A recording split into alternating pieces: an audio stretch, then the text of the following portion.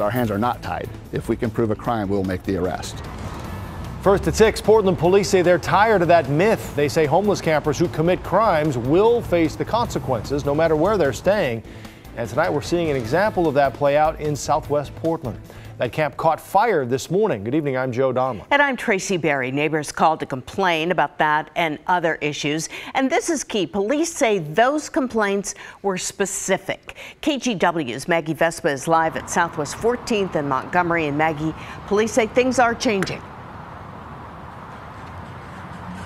Yeah, Joe, Tracy, they do. And this in and of itself is a huge change from what we saw at 4 and 5. This is the camp we've been showing on TV all night. Police just wrapped up hours worth of handing out trespassing warnings, and all the campers have left. This after, as you said, someone called to report the fire that happened right here. You can see the scorched earth here down on the ground. They also reported the hole in this chain link fence right here. They say they believed had been cut by campers. And finally, police said someone reported seeing someone who they could describe shooting up heroin in broad daylight. And cops tell us those details make a difference.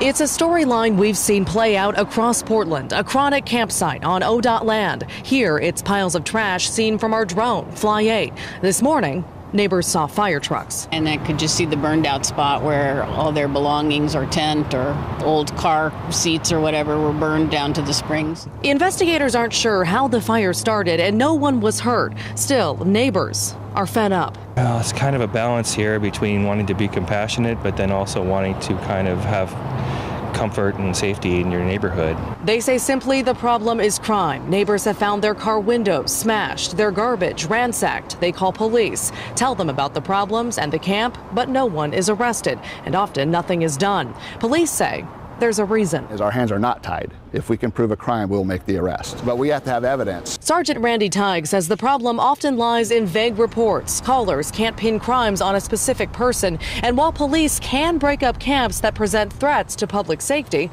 like ones that catch fire, they can't arrest everyone on mere suspicion of a crime. Well, it seems logical, course of events. You know, there's a camp here, my car window's broke, or I didn't have a car prowl until they showed up. That might seem logical, but it doesn't meet the standards for us to arrest people.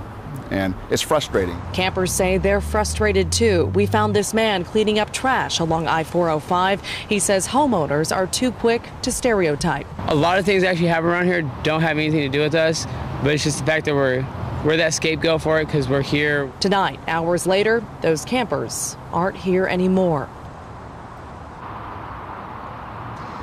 As you can see, quite the contrast. This is that campsite. It is now empty. Police were out here for hours pointing campers to social services. And they also just told us they have recently, in the last few weeks, gotten funding from City Hall. This is a big change.